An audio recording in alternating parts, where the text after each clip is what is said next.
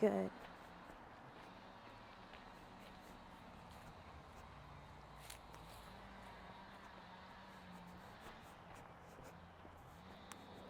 That's a better walk.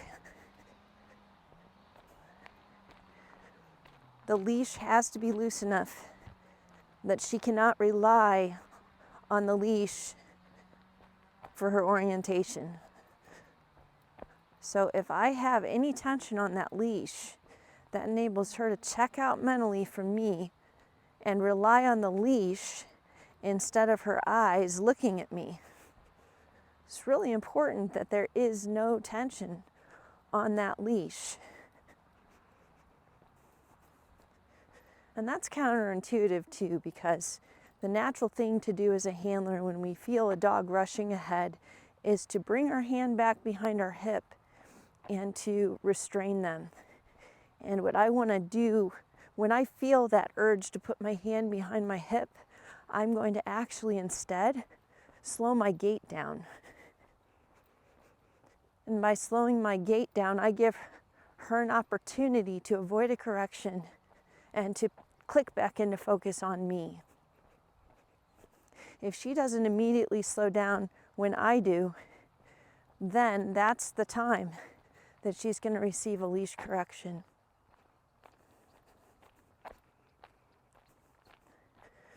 And by slowing down every time she pushes the front line, that's actually going to begin teaching her that the more she pushes that front line with me, the slower we're going to go.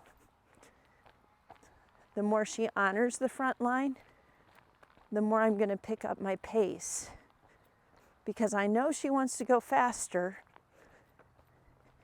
and my job as her leader is to connect the things that are important to her with the things that are important to me.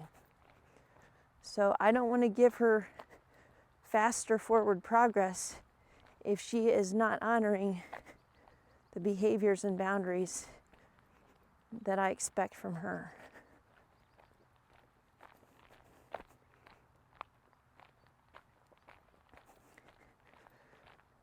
It takes a lot of patience to train this way because I would rather walk faster too.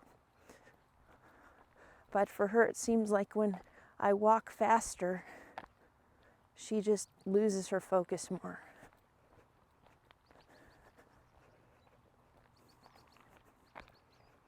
It's also a little bit difficult to keep a precise position with her being so small. It's a lot easier to tell where a larger dog is. So I want to make sure that I'm not correcting her when I shouldn't, because that's not fair to her either.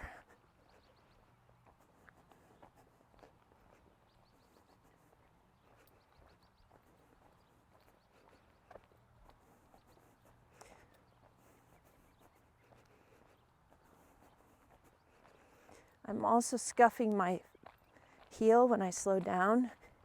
That gives her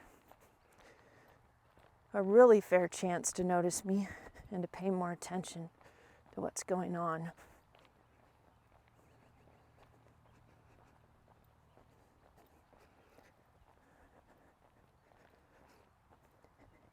There are distractions out in the field, but they're much different distractions than what we find in a neighborhood. So we're going to see how well she's actually doing on what we've taught her at home.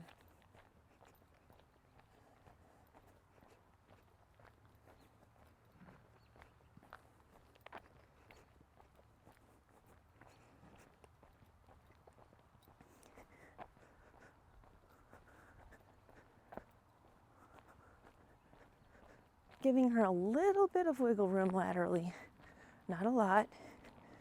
She's drifting slightly now and then from my side.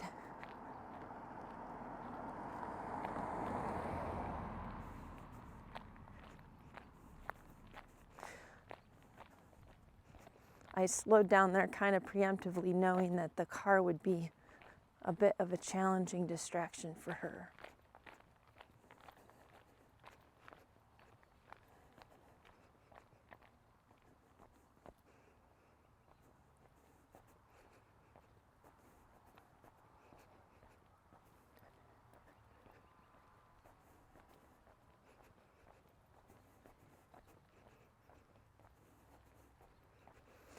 We're not going to do a ton of halts because at this point in her training, I want to use slow downs more than halts if possible.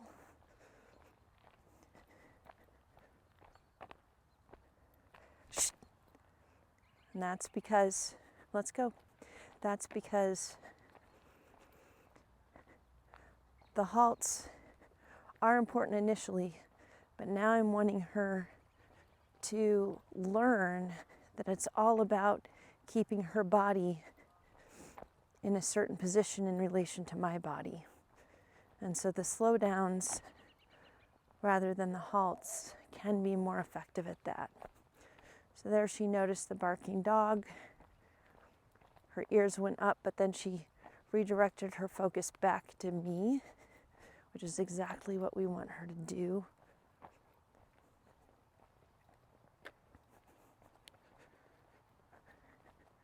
She didn't need any help.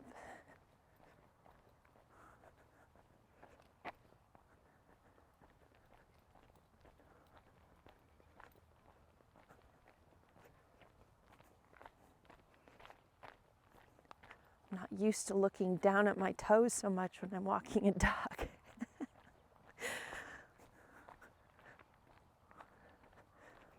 So she noticed, leave it. We're just going to make sure that she, although she, leave it. Good. Leave it. Leave it.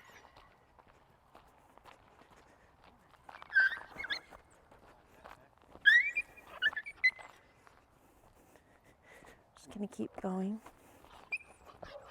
She's actually not being corrected by me at this point. She's just nervous about a dog she's not used to seeing. So, what she doesn't realize is sounding like a hurt rodent isn't going to help matters at all. So when that dog is under control, we're going to actually use it as an opportunity to take her past again.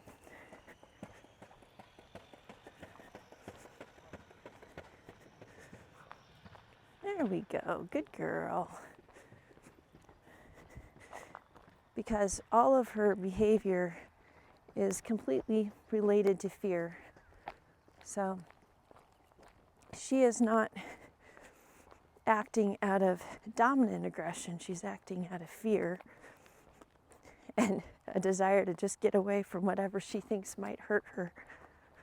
So she did better with me between her and the dog. Leave it. Good.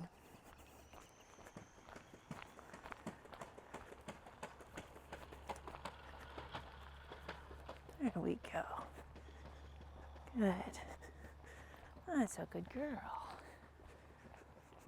That was very successful on the second pass.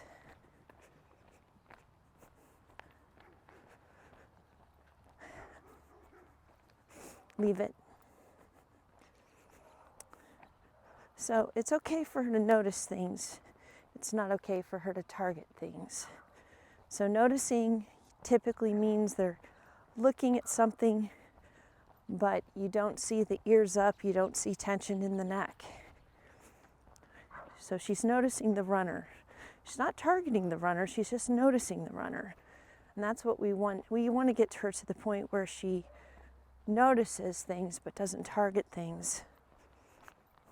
And the reason why she got the correction initially with the dog is she wasn't just noticing, she was beginning to target. And we don't want her to target, as that's going to bring out the worst in the dogs around her. So if she can be neutral in her expression towards the dogs that we pass, then they're more likely to be neutral to her as well. One thing I do like about neighborhoods is we typically have fenced dogs that can't get to us, so that enables us to just pass quietly. Leave it. So she's noticing, leave it, but she's not targeting. I don't mind if she notices. I do mind if she targets. So it's really important for a handler to know the difference between noticing something and targeting. Good girl. Because if you don't, you're going to actually end up correcting the dog when she doesn't need correction. And that can lead to more anxiety, which then can lead to them acting out more toward other dogs. She did really well on that. I gave her one very, very light reminder with the leave it, but she did really, really well on that last dog.